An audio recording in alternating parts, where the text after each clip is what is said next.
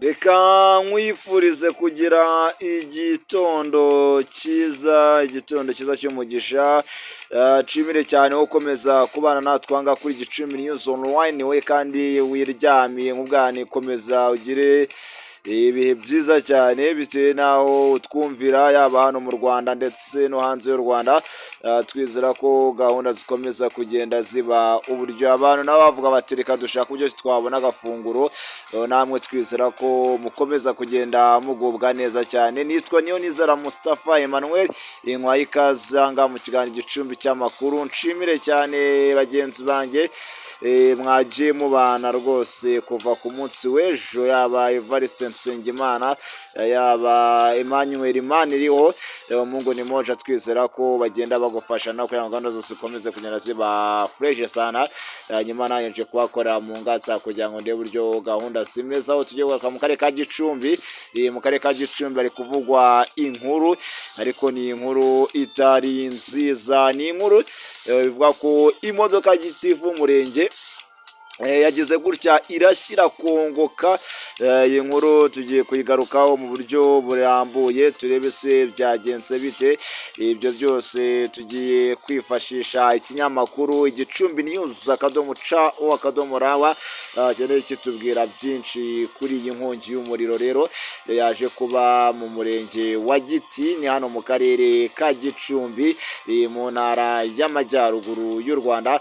Nk'uko twabwiye tuti ntara y'amajyaruguru by'umwihariko tuno turere tugize, ubwo ni akarere ka Gicumbi, Rulindo, Gakenke, Musanze ndetse na Burera. Ko inkuru ibavugwa ari ihame, ni n'itegeko kandi kuyibagezaho kugira ngo muyimenye, bitewe n'uko Gicumbi News /ca/rawa ndetse na Gicumbi News Online TV ibyibumbiye muri Gicumbi News Group Media Limited dukora mu karere ka Gicumbi by'abyumba.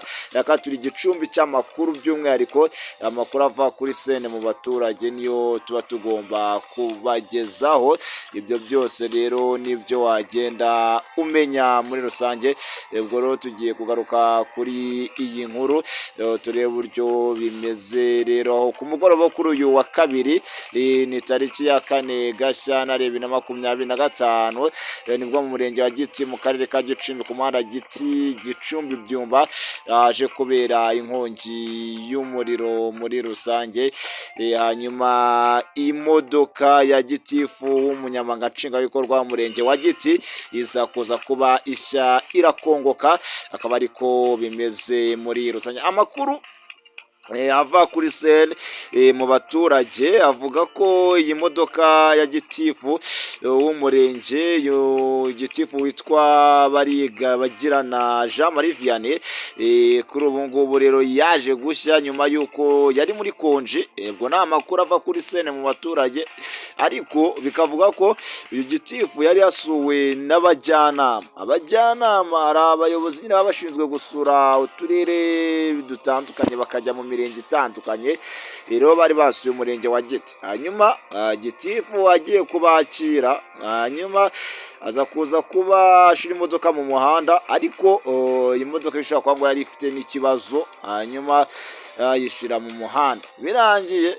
ageze mu muhanda hagati ari kugenda, yaje kuza kuba rero imodoka ye ihura n'ikibazo, nyine yumva ko iri gufatwa. Yari arimo atwaye n'undi muntu, hanyuma baza kuvamo, baravuga ati reka turebe ukuntu bimeze. Ako kanya bakivamo tayari imodoka irashya rwose. Aha ngaha nanjye ndimo ndabireba uburyo byari bimeze, akaba ari cyo wagenda umenya. Imodoka itangira gushya ubwo ngubwo nyine, bikavuga ko yahiye igakongoka rwose, akaba ari cyo wagenda umenya. Hariya muri Giti niko byaje kuza kuba bigenda muri rusange. Hanyuma umuyobozi w'akarere ka Gicumbi Nzabonima Emmanuel, mu kiganiro yagiranye n'umunyamakuru wa Gicumbi News /ca/rawa ndetse na Gicumbi News Online TV, yaje kuza kwa nawe yemeza iby'iyi nkongi y'umuriro.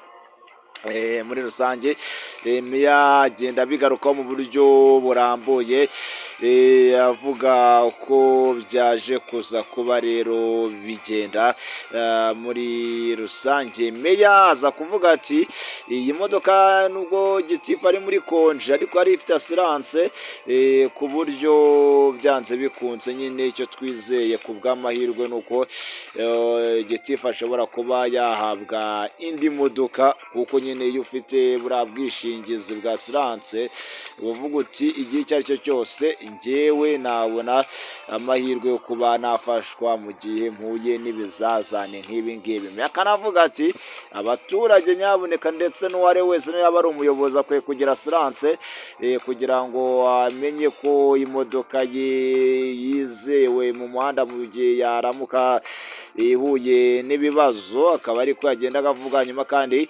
yibutsa n'abantu bose ko nyine bajya bashaka asiranse muri rusange, akaba ari byo wagenda umenya. Hanyuma reka ndebe ahangaha mu majwi mfite, ndebe umuyobozi w'akarere ka Gicumbi yitwa Nzabonimana Emmanuel, yavuye n'umunyamakuru wacu yitwa Evariste Nsengimana mu masaha y'igicuku rwose y'ijoro, hanyuma azakugira byinshi yamutangariza kuri iyi nkuru. Reka ndebe ubujyanga nanjye nikora mu nganzo, hanyuma nzane iri jwi ndibashyiriremo mu buryo burambuye, ari nako mbashimira cyane. Nshimira cyane wowe ukomeza kugenda ubana natwe, ibuka gukora subscribe kuri YouTube, hanyuma kandi ujye ubana natwe kuri Wayishatse akadomo Gicumbi News akadomo ca akadomo ra. Uyu mwaka ni uwanyu natwe, uyu mwaka tubafitiye ibintu byinshi muzagenda mumenya. Bizimana Desire nameze neza, ariko irurindo habaye agashya di, irurindo habaye agashya byo twumva meya nabari kugenda nakavuze rurindo, umwana agize gutya afata umubyeyi w'umubyara aramuruma ugutwa gukuraho. Urumva byabaye rwose rurindo. Iyi ni inkuru ndi kubakurikiranira, sindamenye uburyo nanjye nza kuyikinamo, ariko ugutwi yagukuyeho kose rwose. Ubu mubyari kwa muganga hariya za Rukozo, uri kumva ariko bimeze muri rusange. Hanyuma reka mbasigiremo ikiganiro Nzabonimana Emmanuel, umuyobozi w'akarere ka Gicumbi, ajyanye n'umunyamakuru wacu Evariste Nsengimana nyuma y'uko iriya modoka ihuye n'inkongi y'umuriro wa giti bagirana n'abarize nyine ngo imodoka yagize ikibazo yabitumenyesheje mu kanya. Ubu rero niyo makuru ahari. Yego. Wenda se nk'ubuyobozi bw'akarere nimba hari amakuru wenda bagezeho, iyo modoka wenda mu makuru mwamufite byaba byatewe n'iki kugira ngo ibe yashya? Nta cyamenyekanye, nubwo mu kiganiro twakoranye gito nuko yavuze ko yari amaze n'iminsi avuye muri controle muri maintenance, ivuye mu gukoreshwa mu Kagera, yari imodoka nshya. Rero nkawe ntacyo yapfa kumenya keretse buriya abafitemo ubuhanga nibo bazasesengura. Niba n'imodoka yakoraga interetiye neza, numva ko no muri cyumweru gishize yari yaravuyeyo. Yego. Yahiye ari mu muhanda se ari kugenda, cyangwa wenda yahiye iparitse itari mu muhanda? Yari mu muhanda agenda, hari abajyanama bamusuye mu kwezi k'umujyanama turimo Igicumbi. Abajyanama bari bamusuye rero ajya kubakira, ari no muri konji. Yego. Ubwo rero biza kugenda uko nguko. Ubwo se wenda nyuma y'uko ihiye nta kintu cyaba cyangikiremo, cyangwa se ngo hagire umuntu ugiramo ikibazo? Nta muntu umubare kumwe wagize ikibazo, nawe nta kibazo yagize kuko byagaragaye mbere basohoka mu modoka. Bagerageza no kwizimya ku makuru yaduhaye, nta wagize ikibazo. Byaba byangirikiyemo rero byaba ari biriya byangombwa n'ibindi abantu bagendana mu modoka, bwa niwe yenda badufasha kumenya amakuru yisumbuyeho. Wari umaze kutubwira yuko ari muri konji mu kanya gatoya. Ubu se wenda nyuma y'uko avuye muri konji niba imodoka ye yagize icyo kibazo, wenda nk'ubuyobozi bw'akarere ko urumva niyo modoka yifashishaga ari mu bikorwa by'akazi, none yangiritse, ubwo wenda biraza kugenda gute nyuma nava muri konji? rero n'ubundi bakiri muri konje yaragiyeho mu mpamvu z'akazi. Icyo bijyanye n'imodoka rero murabizi ko tuba dufite asiranse, nta muwaje ambwira ko yari asanzwe afite asiranse.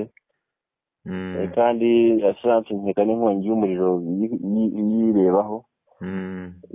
Yari buriya twize imodoka dutunga abenshi ziba zifite asiranse twita ammonium ikavaringa byose byayibaho. Yego. Ubwo rero numva nawe ariko byari bimeze, tukaba bibaye ari uko bimeze byaba ari amahire kuko asiranse niko kamaro kayo, imufasha kubona imodoka yindi nyuma yo gukurikirana no gukorera nabo igenzura ku mpamvu. Rero ubwo numva ariyo mahirwe dufite yo kuba yakomeza gukorana na asiranse kugira ngo imufashe kubona indi modoka. Turamenyereye ko iyo habaye igikorwa nk'iki ngiki gishobora kuba cyashyira ubuzima bw'abantu mu kaga mukunda gutanga ubutumwa. Ese n'ubuhe butumwa mugenera by'umwihariko abantu bakoresha ibinyabiziga? Ubutumwa bwo ibyo ari byo byose ni uguhora twiteguye, ni ukureba leta y'ikinyabiziga ukagikurikirana. Ikinyabiziga ni nk'umuntu, ukareba nimba kimeze neza nk'uko tubwirana ngo bakore kontorore, barebe niba nta bibazo bifite. Ibyo nibyo tubasaba kuba bifite. Yego. Ikindi ariko nanone gikomeye cyane ni uko ufite ubwishingizi. Nk'ibi rero bibaye imodoka wari urimo yagendaga ari nzima ifashwe n'inkongi y'umuriro iratse, aba ari bya bindi byongera kuduhitira twese kugira ngo tujye turako dufite ubwishingizi bw'imodoka kandi n'ubwacu bwite kugira ngo havutse ikibazo icyo ari cyo cyose bujye budufasha. Numva ariyo masomo binsigiye ndo twanasaba n'abandi, ariko byumvikana ko wenda na polisi n'abandi bashobora kugira andi makuru batanga cyangwa se n'izindi nama bajya. Yego. Nyakubahwa Meya, murakoze kuri uyu mwanya.